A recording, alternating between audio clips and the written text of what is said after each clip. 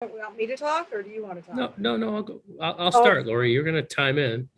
So we'll call the meeting to order. The first item is our budget workshop. Tonight, we're gonna cover the code enforcement office, the court system, and our clerk's office. Mike Small, trustee Mike Small, trustee Duggleby, trustee Ashby are on.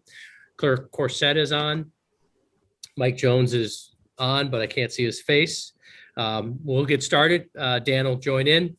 So the first budget line item is A1325. In the point ones, you'll notice that there's a little bit of a decrease, but we've added the member Vanessa's position was not filled last year due to COVID. Lori and Karen picked up the slack, but we will be going back to that position, but at a little different type of structure. So that line came down due to that change in that structure. So we'll have Karen at 36 hours, a new person either 25 or 30 hours, and then Lori, obviously. Any questions on the point one? No. Okay, point two, Lori had $1,350. So she was going by the 10% reduction that we requested. And that's just the point two if we needed something in the village office staff, postage machine or something that's capital. Any questions? No. No, good. Next is the point four. So this is $34,950 down 10% per the request. And this includes Wilson Law Books, the Zoom, which is a service that we're using now, the telephone, office supplies, postage, a copier lease, the internet, legal notices, our IT bills from BOCES, tax bills. So that's when we go to the county and they print our tax bills every year. Web hosting, office supplies, and again, BOCES for any computers or anything that we're working on. That $1,350 would get us a new computer, and I think Vanessa's is due to be changed, so that might be in the point two. Any questions on the point four in the clerk's office? No. Mike, Pam? No, Dennis? I'm good. Yep. No? Okay. Let's see if Dan jumped on yet. He did. Dan, any questions? I'm here. Good. Any questions on the clerk treasurers? No. Okay. All right. Next, we'll go to the safety inspection. Mike, are we going to be able to see your face during this? I'm trying, I don't know why it's not working. All right. It says stop video. That's all the options I got here. Okay. You click on to stop video and it'll reverse it. If we lose him, Pam, it's all your fault. It's all, you know. Mike, you still there? Yep. Okay. Look up above. You might have your camera closed. There's a little button above your camera. Sometimes that's what I did with mine. Oh, let's try Yeah. Yeah. There you. it. There's Santa. Mike, I'm not going to tell you that happened to me. Okay. I called my IT guy. I go, my thing's broken. And he goes, touch the button. So it works. Okay. Cool. So obviously we talked about in the codes enforcement office and all the positions, there were 6 of them, no raise into the beginning of the budget till we found out where we're at. Next budget hearing, we will make sure that we get all those worked out. There's Mike, there's Paul, there's Lori, there's Karen, there's Jeanette, the court clerk, and one other I'm missing. Lori, help me. Paul, Lori. Is it John? I think John felt it. No, Yeah, no, we did something. Dan Way. Danny Oh, Way. Dan Way. Yeah. Dan Way at the thing. So we will address all those. So right now, Mike's in here at just no raise. I have the 2% or 2.5%. And then I also have a letter that I want to review with the Board of Trustees. So that line is exactly where we're at today. But Mike, be assured that we will deal with it at the next meeting when we meet again as a board. The second line is the point 4, which is $18,000, and that's down the 10% that we asked. And that again goes along with the same thing. That's all the office supplies, internet, gas, supplies for the office, any paper, laptops, or anything that the code enforcement officer needs. We are still doing the Village of Manoa. They have asked for us to continue that service next year. So the code enforcement office, and we should start to see, Mike, are you seeing any more activity pick up? Over there. No, in general, for both, municipalities. Yeah, obviously we had a bad year last year. It was busy, with everything else that goes on. This year in Manoa, we got another phase of Manoa Farms opening up, 17 houses. We got 4 underway right now. In the village of Fayetteville, there's small projects, not a lot going on right now, but as soon as the weather breaks, the cost of materials is up. So it kind of, a lot of people don't want to get something going because of the cost. Mhm. But it's never ending. There's always, something going on somewhere. The complaints don't stop. Emails, the phone calls, everything, just, Right. it's a full day work every day. There's about 10 of us on the call, but there's 8 attendees. I just want to let the attendees know right now we're working on the village annual budget. Today, we're working with the code office, the clerk's office, and the courts. What the trustees do is they go through each worksheet that has been submitted for the budget to review the request of those departments. This is the time for the trustees to ask any questions of the department heads, and that again is the clerk's office, the court. Judge Hughes, thank you for being on, and Mike Jones, our code enforcement officer. And I know there's 8 attendees. Our regular meeting will start at 6, but from 5 to 6, we're working on the budget. If we get done early, we will be taking a short recess until the 6 o'clock meeting starts. So I just want to let all the attendees that are watching know that the regular meeting won't start until 6. Any questions? Any other questions on the budget worksheets for the code enforcement office? Mike, are you going to be available during our meeting? Yeah. Thank you. Mike, any other changes in the office? Any of the energy codes or anything that's coming out, building codes from the state that's going to challenge the department at all? Not really. Manoa tried to adopt the stretch code, the energy code, and I put together a letter regarding the stretch code and the detriment that it would pose to the village in itself at this time. The stretch code, they're trying to get it implemented into the state code as a bare minimum. Anyways, it'll probably take another code cycle or 2 to get it adopted, but no sense of jumping into it before the state mandates it. The cost of construction is already up, let alone add another 20,000 on top of your new home, so to speak. Could we get a copy of that letter too? Because I was going to talk to you and the board about adopting that here, and the reason being is because it's giving us points marked for climate smart communities. And it's it's the incentive to get it done so we can put ourselves in a position to earn extra points. So that's what the push is for that. Yeah, I can definitely forward it to you. Let you decide. Yep. I mean, it's essentially, I think it's a push. They push it about 6 months ahead of when it was going to be adopted anyway. I think it's in queue to go for 2022. For state level? Yes. We push it ahead of the state, but it will eventually be the code. That's what it is. So it's not that it's not going to become the code. It's just we adopt it sooner than the state does. Right. Oh, So letter. I'll see that letter. Thank you. Mike, is there a downside to adapting or to accepting and approving this?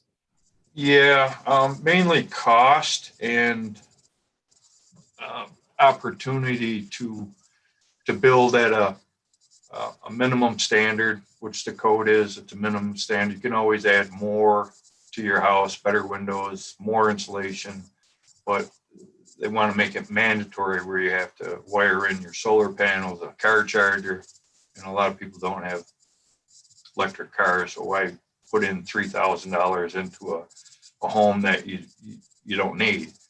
You know, more insulation, U values. It just adds like $15,000 to $20,000 to a new build. It doesn't do anything for pre-existing homes. And we frankly don't have a lot of lots available in the village of Fayetteville, you know, where it'd make a huge difference, you know. Mhm. So it might be good for us that if it's, the impact is small. I mean, Right. really, but I mean, we have it there in the. Right. I can forward you the code itself, the stretch code, and you can read through that and see how it actually works. How many building lots are left at Briarbrook? I don't think there's any. Okay. I think they just built their last one in 2020, finished up. And there's a couple single lots here, individual lots in the village itself, Mhm. you know. I just wonder that if, you know, somebody's building a house and just because they don't want some of those things in there, future owners might, and it might be a safer way to put them in, like under new construction when it's inspected and supervised more so than if somebody were to add to a system where they maybe did or didn't realize they needed to have it inspected or to have, you know, I mean, it might make it a safer type of installation and things, even though it's a little more costly to the initial owner than it is to do it, you know, Right, later. this definitely would add to any commercial properties that were to be constructed, for sure. But as far as residential, there's just not a lot of open lots, new construction builds.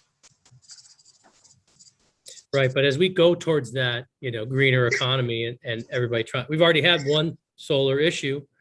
And, you know, that's why we passed that, you know, where they have to get an inspection and so we know about it. I don't think it's, you know, unless there's something else that's out there that we haven't seen. And obviously, I think it's like Lori said, it's worth looking at because we're going to go that way eventually. And it's for new construction. So even though we're limited, we may want to think about it. So where Manoa is probably in a different boat because there's how many houses left to go in that track? There's a couple different phases. They opened up another phase. There's 17 lots on that one. They already have quite a few sold. I mean, it could price people out of the market. The house, because of the construction value, it's already gone up $45,000 on a $200,000 house as it is. So, you know, it could price people out of market and the lots could sit, you know, rather than spending $340,000 for a home in Manoa, you know, you can go elsewhere where there's no additional cost, cheaper, you know, so that's just a factor you have to think about too. That has been one of the downsides of this market, the way it's been. It's harder and harder for a person, you know, to try to buy a starter home in the village. Yeah. And that's the sad and true story with this because the market is so hot and there's so little inventory that everything's going for top dollar and it takes out a level of people, you know, that can afford to move into the village, which hurts everybody, you know? So there's a good side and a bad side. And this happens to be a bad side of that, the pandemic push to live in the suburbs. Yep. Any questions, any other questions for code enforcement? Okay. Judge Hughes, you are on, sir. You're muted. Thank you for catching that. Good to see you, sir. Good to see you. It's good to see all of you. Thank you for being here. It's a pleasure and an honor. I hope that what we've submitted to you shows no increase over last year. We were able to cover the additional features we needed for the pandemic through state funding. That covered the plexiglass and the ventilation system and other features. I know there was some additional village funding for masks and sanitizers and things, but we've gotten through this year fairly well. Hopefully we've seen a little lighter expense load because we've had a reduced demand on our bailiffs since we were either in shutdown or virtual. that will return. But again, no change. I think that's it in a nutshell. And then, of course, we also did get some additional technology, which is really available to the village at large, not just the courtroom. Mhm. Do you see this, do you see the court going back to the way it used to do business, or do you think this is the new, I heard today that this may be the new trend of the way they want to have courts run, which is this virtual? Well, Which you've been in the this- change in the court system has been pretty dramatic. There are aspects of it that are fantastic. Certainly, when defendants are being transported from the Justice Center that are already in custody, to be able to offer them a virtual presence can be a huge cost savings just because of the cost of transport. It's 2 officers, a vehicle tied up for several hours just to bring somebody out in leg irons and handcuffs. So I would expect we'll see a significant increase in that for anybody already in custody. But it's something where we have to offer a live court presence that to anyone that wants it. I think there's a question that's constitutionally required. It certainly seems to be fundamental to the fair administration of justice that you're able to stand in an open court face to face and in a live court presence. And there will just be an additional feature that will be available, which it's not hard to offer because, it's pretty much the laptop and the webcam on a laptop. We've all seen how well Zoom works. We have the ability to display the online activity to the courtroom with an additional screen that we already have. That was originally acquired for the purpose of providing evidence that's usually body cams or other online video evidence so that everybody can see it. But now it can show any online activity at large. So it's easy to offer. It will be an additional feature, but I don't think it will result in any kind of a cutback in the live presence of the courtroom. That would be my take. Ultimately, I think that's a policy issue that might come to this board if it ever gets to that, but that'd be my 2 cents on it. Okay. Any questions of the court system? No. No. Judge, I do have an off topic of your budget, but today the 3 mayors, town supervisor, and the police chief met about the new marijuana legislation that the state passed. And we met for the purposes of just starting the communication process between the 3 municipalities and the town. Also wanted to hear what the police chief's concerns were. Also, we have reached out to the school, two school superintendents to hear what they have, their thought processes, and that has I know you're part of the association in the court system. Is there any input that you have that can help the trustees or this board? Well, the decriminalization of low-level marijuana possession has been underway for some time. The most common low-level charge is unlawful possession of marijuana. The short term for that is UPM. The district attorney's office, I think over a year ago, did authorize the local courts to summarily dismiss those charges as they come before the court, if the court so chose. I have tended to, if someone is before the court and the sole pending charge is an unlawful possession of marijuana and it's a low level first time, I tend to dismiss those on the spot. It reduces the burden of the court, and it's certainly the direction things are going. We have further been directed to go through and to seal any existing convictions in prior years at that low level. So if there was a conviction at that low level possession, we have been in the process of auditing prior year records and trying to make sure that those are not part of a public criminal record in keeping with that trend. That's been the policy of the county and the district attorney's office, and we've been following that. Unlawful possession is now being increased to 3 ounces. So that low level that threshold is being raised considerably. We did also receive a new directive from the county authorizing a broadening of the local court authority to dismiss in those cases as well where they're written. I have yet to encounter that and haven't really thought about where that would go. It sounds like a lot of possession to have in somebody's car. One would wonder why they would be carrying around that quantity of marijuana. And as you know, the possession is only the first step. The state is now working on how to make it lawful to sell in the state, because they've got to put together the regulatory infrastructure for that, licensing, fee, and taxation. And it's still illegal to grow. And of course, it's still illegal at the federal level, so you can't transmit through the mail. So it leaves it where the black market remains in place for the low-level user.